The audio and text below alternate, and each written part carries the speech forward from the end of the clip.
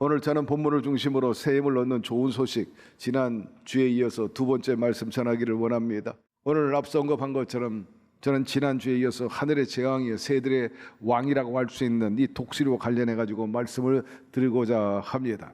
오늘 말씀에 보니 야훼를 앙망하는 자는 독수리의 새 힘을 얻으니 독수리가 날개침을 치고 올라가면 같을 것이라 말씀하고 있는 것입니다. 사랑하는 성도 여러분, 우리 신앙과 삶에 이런 힘이 필요한데 주님이 주시는 에너지를 통해서 여러분의 삶이 이렇게 도약하고 비상하게 되기를 주의 이름으로 축원합니다. 지난주에 첫째, 두 번째 대지 잠시 다시 한번 언급하면 새 힘을 얻는 좋은 소식은 야훼를 앙망하는 것이라 하였습니다. 앙망한다, 그것은 바라보고 의지하고 소망한다는 뜻이겠죠. 그러나 그 내면의 본질은 하나님을 앙망하고 의지한다는 것은 전제하는 것이 바로 순종인 것입니다. 순종이란 하나님을 높이고 나를 아래에 두는 겁니다. 내 가치나 내 욕심이나 야망, 고집을 내려놓는 것을 말하는 거죠. 그래서 바울은 날마다 자기 자아를 죽이면서 나는 죽노라 그렇게 말하지 않았습니까? 하나님의 코드, 하나님 뜻에 맞춰 살겠다는 거예요. 자기 코드는 다 내려놓겠다는 거죠. 여러분, 그렇게 할 때 진정한 평화와 안식과 형통의 역사가 임하게 되는 것입니다. 피곤한 자에게 능력을 주시고 무능한 자에게 힘을 더하시나니, 여러분의 능력과 재주, 그 머리 가지고 열심히 성공적으로 행복하게 부유하게 살고 싶어도 그렇지 못할 때가 많이 있어요. 여전히 피곤하고 여전히 절망하고 또 지쳐있는 상황에 있는 자들, 하나님을 바라보면 새 힘을 불어넣어 주시겠다는 것입니다. 주님과 함께 나가면 결코 지치지 않고 절망하지 않고 힘차게 승리할 텐데, 여러분 오늘 주님을 바라보고 의지하고 말씀에 순종함으로 말미암아서 더 건강에 새 힘을 얻게 되기를 바라고, 또 지식의 새로운 힘, 물질의 새로운 힘, 그리고 여러분 모두가 도덕적인 힘을 더하게 되기를 주의 이름으로 축원합니다. 두 번째, 새 힘을 얻는 좋은 소식은 약속에 있다 하였어요. 걸어가도 피곤치 않는다. 올라가도 다람박질하고 비상한다는 것입니다. 높이 올라갈수록 사물이 넓게 멀리 보일 수가 있어요. 한마디로 말해서 통찰력이 있다는 것입니다. 하나님과 교통하는 사람은 뭔가 남달라요. 비상합니다. 세계를 바라봐도 다른 시각과 각도로 보게 되고 역사, 가치, 인생관 새롭게 가지고 살게 되는 겁니다. 사람의 인생이 극히 피곤하게 되는 것은 영적으로나 정신적으로 시력을 상실했기 때문입니다. 어두워지니까 통찰력도 제대로 발휘가 안 되는 거죠. 분별력, 판단력도 흐려져 버려요. 삼손처럼 안목의 정력, 육신의 정력, 이 세상의 자랑 추구하다가 눈이 멀었기 때문에 인생이 피곤하고 지치고 절망하게 되는 거죠.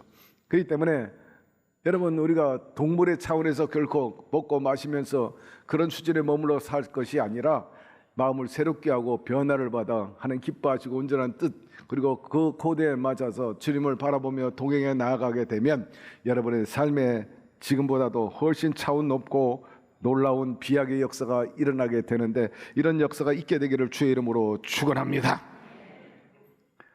세 번째로 새 힘을 얻는 비상은 단련을 통해서 가능한 겁니다. 아무나 나는 게 아니에요. 아무나 뜨는 것이 아닙니다. 저도 많은 사람을 겪어봤어요. 많은 또 아랫사람들과 일해보면 역시 일찍 나오는 사람이 있고 늦게까지 일하는 사람이 있어요. 그런 사람들이 나중에 보면 눈에 띄고 성장하는 것을 보지, 꾀부리고 여러 가지 이유 달아가지고 조퇴하고 결근하고 절대로 좋은 평가 받지 못하죠. 손흥민 선수의 훈련은 기술과 멘탈을 모두 아우르는 월드클래스 수준의 자기관리를 잘하고 있는 것을 알 수가 있습니다. 뭔가 남달라, 차별화되어 있어요. 여러분, 이처럼 인기인이나 스포츠 스타들, 그리고 사회에 많은 성공한 사람들이 거저되는 게 아니에요. 뭔가 남다른 숨은 노력과 헌신이 있기 때문이고 집중력이 있기 때문인 것입니다. 그 많은 역경과 훈련을 통해서 영광을 얻게 되고 승리의 자리를 차지하게 되는 것입니다. 독수리도 마찬가지예요. 독수리가 새들의 왕 제왕의 자리를 얻기까지는 거저되는 게 아닙니다.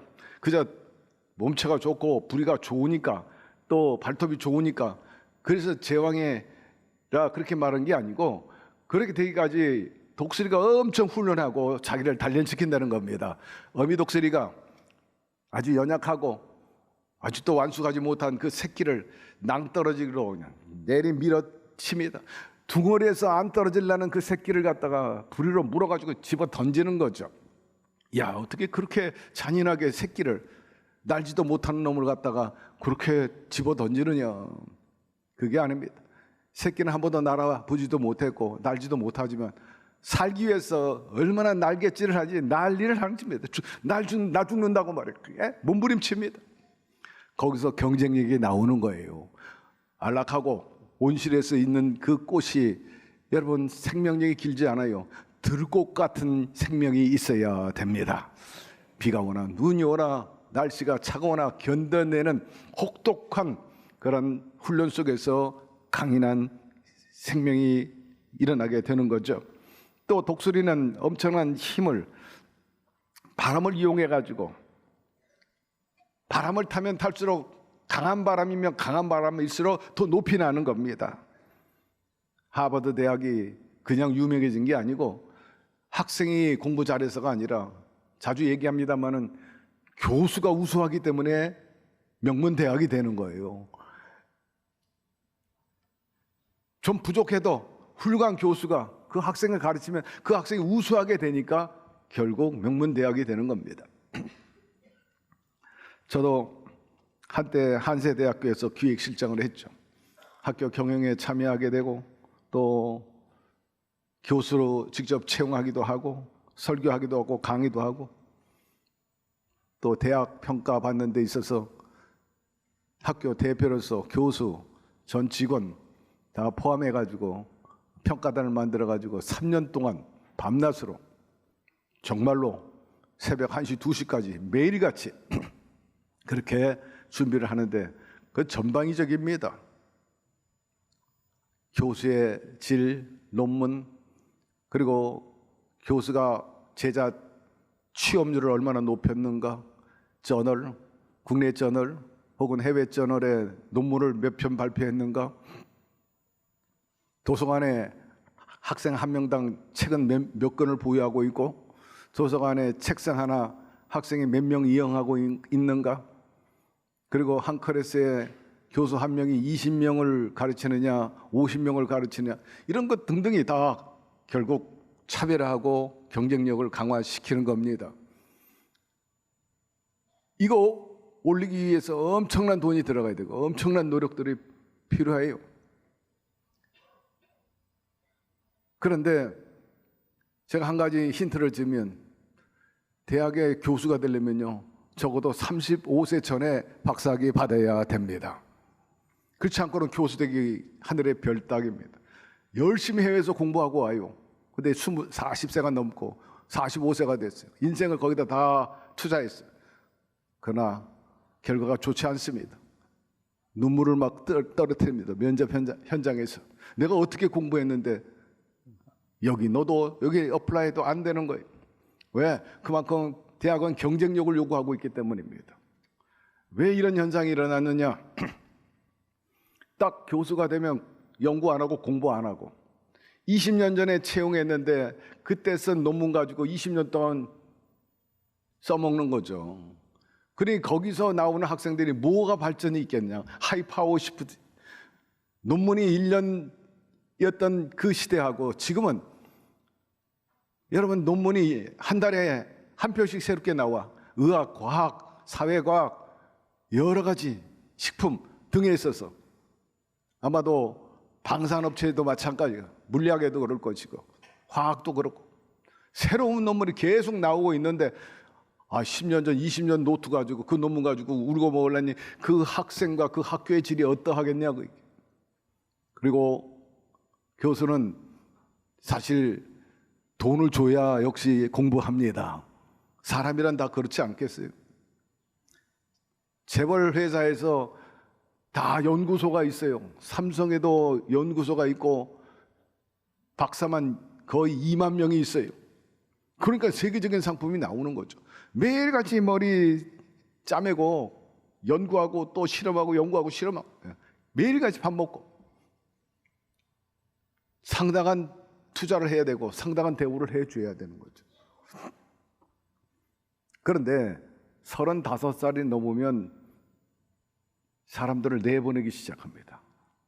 나갈 수밖에 없는 환경으로 몰아내는데 사람의 속성이나 그 기질로 보면 거의 20대 초반과 그리고 35세까지 빡세게 시체 말로 공부하고 연구하지, 나이가 들면 공부 안 하기 시작하고 연구하기 시작하고 꾀부리기 시작하고 그 경쟁력이 떨어지니까 밀어내는 거예요. 나가라고.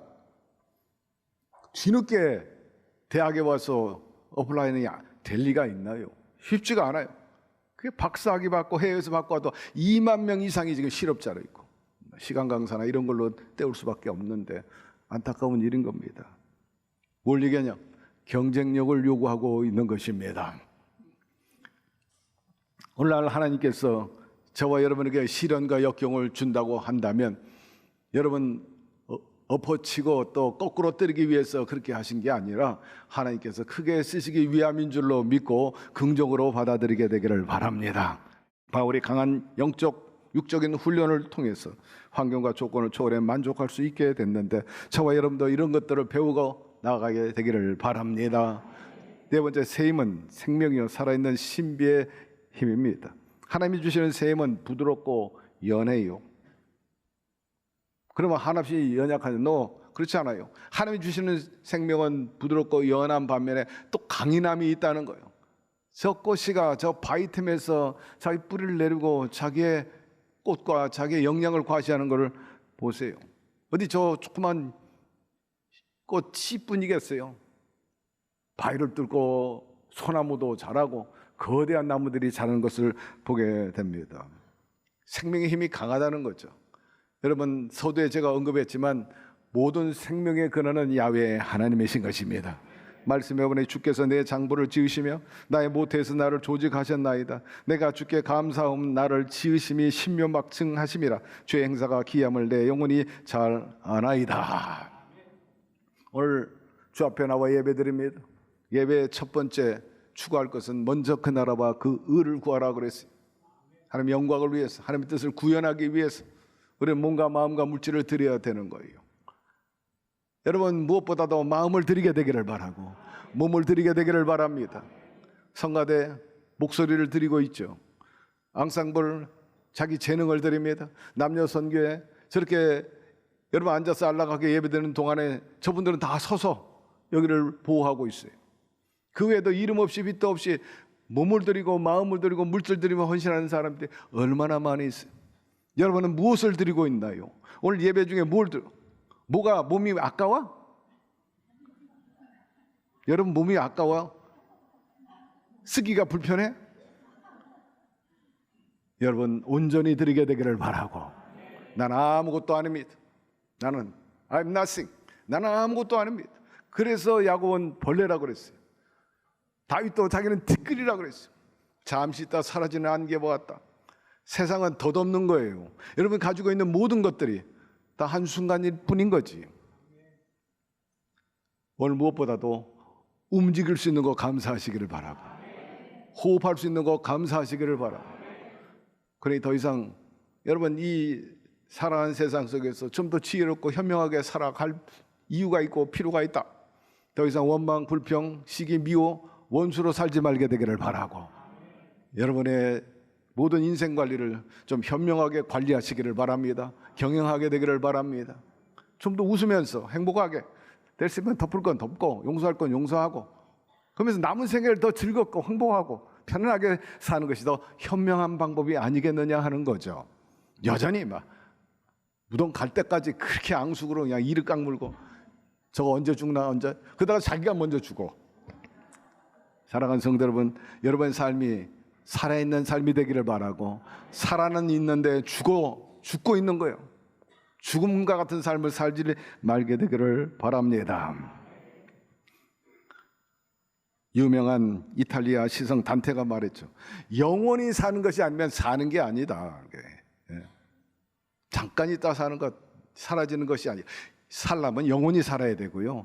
사람의 어원은 늘 제가 여러 번 얘기하지만 사랑하면서 살아가는 겁니다. 사랑이 없으면 사는 게 아니죠. 오늘 주님 사랑하고 교회 사랑하고 또 이웃을 사랑하며 살게 되기를 바랍니다. 생명이 넘치면 날 수 있어요. 역동적일 수가 있게 됩니다. 독수리가 하늘을 날 수 있는 것, 특별한 비결이 있는 게 아니라 약 80, 90, 1m 전은 날개를 활짝 피는 거예요. 피기만 하면 자연적으로 또 비행기가 활주로에서 달릴 때 그냥 출발하면 저절로 또 날개만 쫙 하고 약간만 밀어주면 밀어줄수록 맞바람이 치니까 강하면 강할수록 쭉쭉쭉쭉 올라가죠. 여러분 연을 띄워봤잖아요. 연. 네. 바람이 강할수록 연은 더 높이 올라간다. 네. 약하면 떨어져. 강한 바람이 온다. 여러분 오히려 환영하고 그 바람을 타게 되기를 바랍니다. 우리의 영인 성령의 바람을 타야 되는 거예요. 믿음의 날개를 펴면 심오한 영적인 세계에 더 깊이 들어갈 수 있게 되고 환경과 세상을 초월하는 그런 삶을 살게 되는데 바울이 그랬잖아요. 세상이 감당치 못하는 사람이라. 야, 저 사람은 뭐 도가 통해가지고 물질을 빼앗아도 또 먹을 것을 빼앗고 자리를 빼앗아도 요동하지 않는다.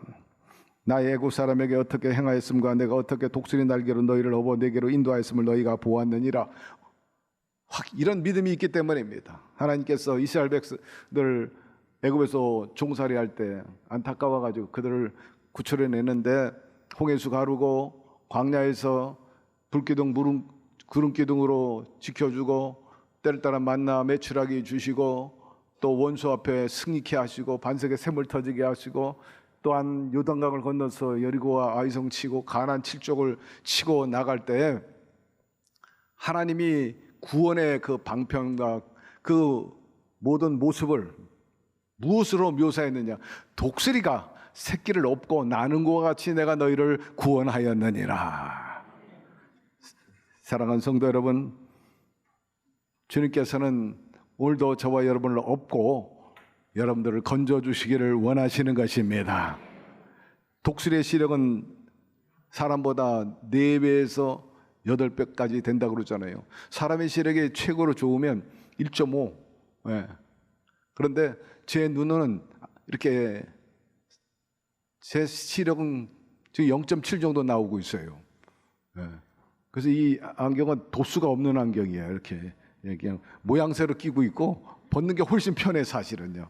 그러나 좀 더 지긋한 목사님으로 보여지기 위해서 안경을 쓰고 있는데 어쨌든 1.5쯤 되면 굉장히 좋은 눈이잖아요. 근데 2.0까지 있다고 그래요. 독수리는 5.0까지 나온다고 그러니까 얼마나 좋은지 몰라요. 만약에 제 눈이 주름이 달렸다면 땡겼다가 아이고 저기 권사님 오셨네, 오늘은 주름살이 몇 개 생겼다, 이거 볼 수 있잖아요. 아유 피부가 좋아지셨다 볼 수 있는데 이게 줌이 없어.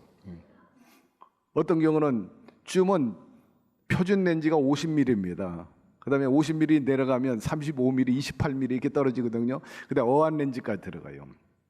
광학 렌즈라고 그래가지고 폭이 넓게 돼서 나중에는 완전히 180도가 다 보이게 되잖아요. 쫙 지평선처럼 쫙 거의 이제 18mm 정도라고 그래요. 렌즈 초점과 렌즈의 그 사이 막에 떨어지는 거리. 그러니까 길수록 이게 줌이 되고 망원이 되는데 대체로 보면 표준 렌즈 우리 사람 얼굴 찍으면 표준 렌즈 50mm로 찍어요. 그 거의 비슷하게 나오지만 광학으로 찍으면 이렇게 살찐 사람은 나와요.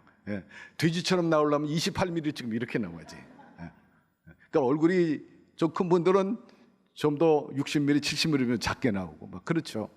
카메라가 장난을 많이 하는데 이 독수리는요 망원 렌즈가 있는 거죠.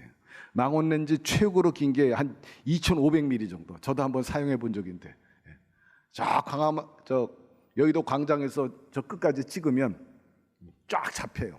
쫙 당기면 잡히죠. 과거에 제가 여의도 신한계 그때 주관도 하고 또 국장도 하고 사장도 했지만은 그 여의도 저 끝에서 3층 끝에서 딱 내가지고 한 1000mm 가지고 당기면요 지금 제 사진이 나오듯이 그렇게 잡히는 거예요. 그러니까 엄청나잖아요. 그때 1000mm 정도 망원은 당깁니다. 그래가지고 제 기억에는 조영기 목사님과 로버트 슐러 목사님 같이 계실 때 딱 찍으니까 뭐 깜짝 놀라는 거예요. 어떻게 찍었냐고. 어떻게 찍긴 망원렌즈가 있으니까 찍었죠. 예. 그걸 어디서 가져왔나 그랬어요. 제가 과거에 다녔던 신문사에서 빌려왔습니다. 그래서 했는데 어쨌든 이 독수리는 망원렌즈도 있고 줌렌즈도 있고 다 있어. 표준렌즈, 광학렌즈가 있어. 뭐든지 다 잘 보이는 거라. 사랑하는 성도 여러분, 우리 모두가 영적으로 눈이 이렇게 잘 보이게 되기를 바랍니다. 근데 독수리가 눈이 좋은 이유는 먹잇감을 잘 포착하기 위함이지만 우리의 시력의 눈은요, 주님께서 원하시는데 거기에 사용해야 돼요. 잃어버린 영혼들 말입니다. 지친 영혼, 삶을 포기하고 싶어하는 영혼, 불쌍한 영혼들을 포착해가지고 애굽 사람들 신음하던 그 밑에서 신음하던 이스라엘 백성들 업어서 구원한 것처럼 너희들이 믿음의 날개로 그리고 사랑의 날개로 업어가지고 구원시키라 하는 뜻이 있는 것입니다. 로마를 장악한 시저 소아시로 여러분 통일하면서 그가 최고의 제국을 만들었습니다마는 시저는 권력의 상징이요 힘의 상징입니다. 그가 로마 황제가 되기 위해서 세력이 워낙 크니까 원로원에서 제거하기 위해서 뜻을 모았는데 그걸 알게 되고 그 정보를 듣고 오히려 역으로 치잖아요. 그래 로마로 진격하게 되는데 그때 유명한 말이에요. 아마 주사위는 던져졌다. 막 운명에 도전하는 거죠. 그리고 로마에 직접 치고 가까이 왔을 때 자 루비콘 강은 건넜다. 그래가지고 결국 원로원을 해산하고 자기가 이제 황제가 되게 되고 그 다음에 소아시아까지 제패하기 위해서 소아시아의 왕이었던 폰티스 제국을 칩니다. 그때 친구에게 편지를 띄우기를 유명한 말 하죠.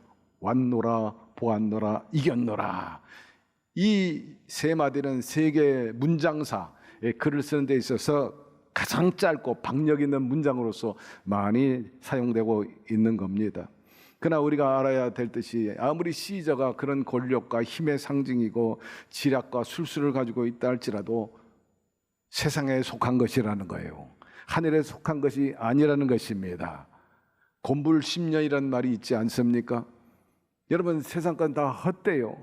가이사가 그렇게 기어물토하고 유명사를 남기고 큰 힘을 발휘했지만은 얼마 못 가가지고 그 바로 신하 브루터스에게 칼에 맞고 죽잖아요. 그 권력이 다 어디로 갔어? 그렇게 기어물토했던 그 모든 문장들이 다 어디로 갔냐고. 결국 왔고 죽은 것 뿐이에요. 그 시자가 얼마 가지도 못하고 암살당하고 말았죠. 하나님께서 말씀합니다. 그렇기 때문에 가이사의 것은 가이사에게 바치고 하나님의 것은 하나님께 바치라는 것입니다. 아무리 뛰어난 지혜와 권력과 부라할지라도 세상 것이라면 그것은 덧없고 소멸될 것이라는 거죠. 용맹도 힘도 마찬가지 오래가지 못해요. 하나님이 주셔야 되는 거예요. 평화로다 하늘 위에서 내려오네. 하나님이 평안을 주셔야 됩니다. 하나님을 앙망하는 자는 그 능력으로 참된 지혜와 지치지 않는 힘을 얻어서 소년이라도 장정이라도 자빠지만 주 앙망하는 자는 넘어지지 아니하리라 하였으므로 사랑하는 성도 여러분 걱정 근심이 있습니까? 오늘 다 주저함 없이 미련 없이 주님께 내어 맡기게 되기를 바랍니다. 그분은 우리의 힘의 원천이요 문제의 해답이 되어 주십니다. 그가 말씀하십니다. 우리 다 같이 한번 읽어보고 말씀 마칩시다. 내가 야훼를 가리켜 말하기를 저는 나의 피난처여 나의 요새여 나의 의뢰하는 하나님이라 하리니 이는 저가 너를 새 사냥꾼의 올무에서와 극한 연맹에서 건지실 것임이라. 저가 너를 그 곁으로 덮으시니 내가 그 날개 아래 피하리로다. 그의 진실함은 방패와 손방패가 되나니 너는 밤에 놀램과 낮에 흐르는 살과 흑암 중에 행하는 연병과 백주의 황폐게 하는 파멸을 두려워 아니하리로다. 천인이 내 곁에서 만이 내 우편에서 엎드러지나 이 재앙이 내게 가까이 하지 못하리라. 주님이 오늘도 날개 안에서 우리를 품고 계십니다. 오늘 주님이 주시는 참된 평화와 그리고 힘을 얻게 되기를 바라고 특별히 야훼를 앙망함으로 인해서 독수리와 같은 샘을 얻어서 여러분의 신앙과 삶이 오늘보다 내일이 나아지는 그런 도약과 한마디로 말해서 비상하는 뜨는 저와 여러분의 삶이 되기를 주의 이름으로 축원합니다.